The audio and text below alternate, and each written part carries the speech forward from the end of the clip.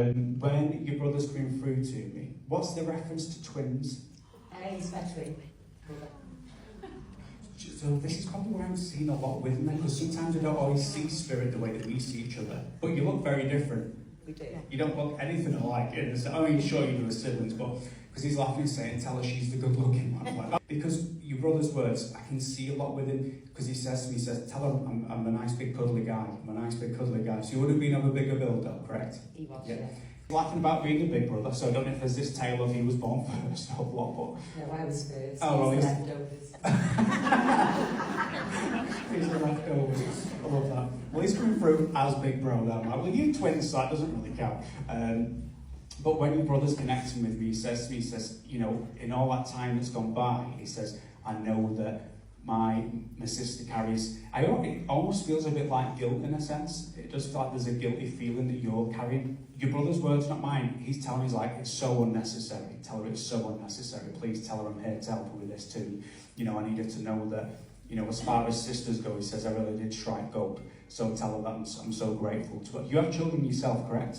I've got twins, yeah. Oh shit, no way. That is ace, that is so good. No, but missus are thinking, isn't it? No, I was the one. Oh, bless you. So listen, he's watching up. Who's got, was it yours that are boys then? No, I've got a boy and a girl. Oh, Lord, no way. So who's got two boys then? Because he kept showing me a reference to two boys. My best friend whose birthday is this week, she's got twin boys. Good bigger. Wow, got twin. That's mad, that isn't. No way. Right, okay, so let's see where he's going there.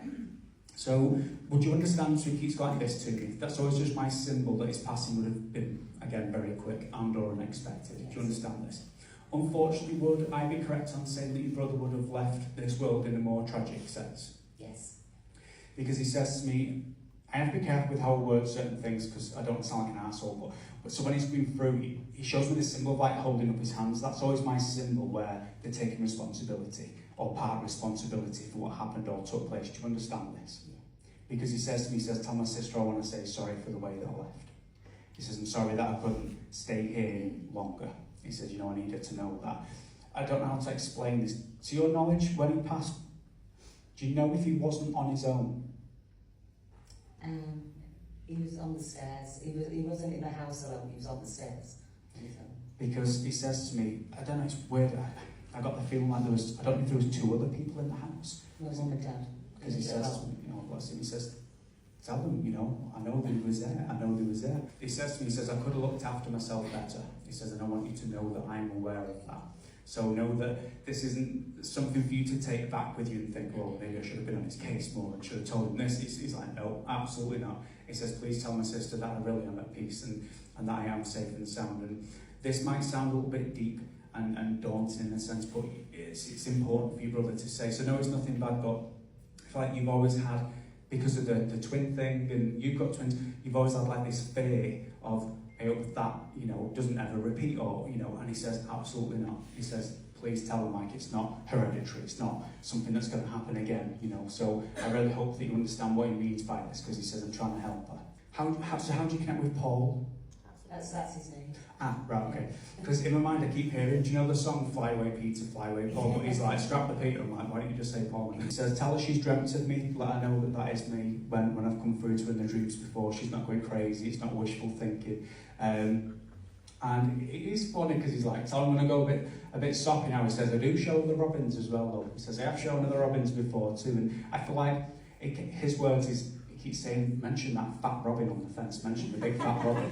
And he says, tell her that is me, I'm the big chunky robin. I'm like, oh Jesus, I've got to say this stuff, Paul. He's like, yeah, tell her it's me. Unfortunately, because of the nature of how and why he passed, he says to me that you've also carried that burden of not being able to say goodbye to him, you know. And he says to me, I want to let you know that I heard everything that was said.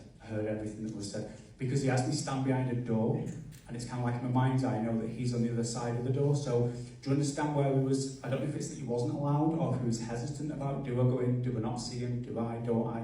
There's this feeling there, but would I be correct in saying that you did see him?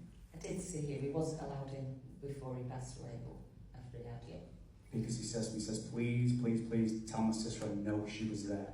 I know that she was there. We'll always be twins. We're always like that. So you're going to think I sound nuts, but keep an eye out for seeing things that are like repetitive or seeing things just twice. And you think, that's so weird, I keep seeing this over and over again. honest to God, that will be your brother.